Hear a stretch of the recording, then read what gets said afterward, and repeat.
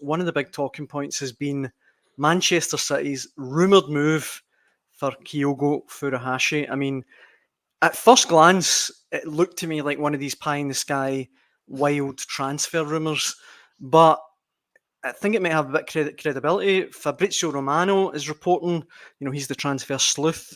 He's reporting that Man City are indeed interested in Kyogo. And as I say, it's had a very strong reaction on our channels. I'll throw a couple at you. Jim Scott here. I can't imagine this is much more of a rumour. Man City planning a swoop for a 29-year-old with a dodgy shoulder whose scoring prowess has fallen in the last year. Kyogo is absolutely EPL class and will run riot down there. Man City saw his quality when we whipped them in pre-season. And Nick O'Donnell. We should only consider offers of around 65 million euros or better. We need Kyogo to fire us in the Champions League again. Whether or not, sorry, this one as well, Stephen Gunn, defenders down there will eat him. It's too easy to score here. I mean, whether you think he'd be a success or not, I think the idea, Andy, of Celtic potentially green-lighting a big exit like Kyogo when we are led to believe Matt O'Reilly's got one foot out the door, I just can't see the Celtic board doing that. I might be a bit naive. Obviously, everyone's got their price, but to sanction two big exits at this late? Yeah, this late in the window, and also just given, how important Kyogo is, and it's not as if Celtic need the money, frankly. I mean, I even just checked earlier on just to see what sort of length of time he had left on his contract, just in case it was one of those ones where you thought, right, okay, Man City come in waving a wad of cash and he's only got 12 months left and it might be worthwhile, but he's got another 3 years left in his deal. So, yeah, listen, from what we're led to believe, it looks like, his name's somewhere on a list of targets down there. How high up it is on Pep Guardiola or whoever it is that makes the signing decisions down there, how high up is in their list, we don't know.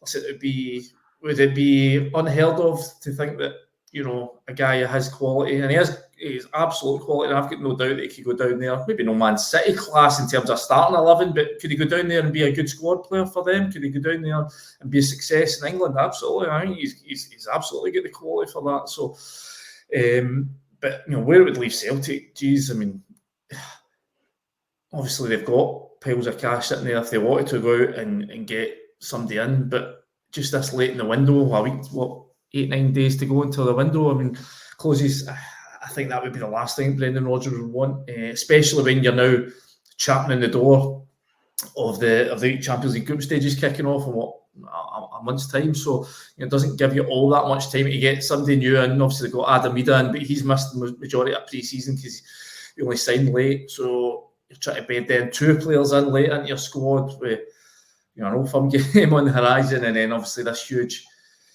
Champions League task, which is, I think, has to be Celtic's priority this season. They've won everything there is to win up here. They now have to start turning their attentions to Europe, making a mark there. So, I think that would be the last thing that Brendan Rodgers will be looking for is to lose his main man at this stage of the window. With plenty of more comments on this. Pat O, watching live on YouTube, has written in saying the Celtic board would sell the main stand to Man City if the price was right. Mark Fairfield has said Celtic shouldn't be selling any first teamers without getting replacements in first. Do you know, it's a weird one, Andy, because I completely agree you could do the business down south, absolutely. And I almost think, weirdly, see if he was going to a Southampton or a Crystal Palace, I think he might struggle a bit more. I think in Man City, he'd be a brilliant signing, I think, down there.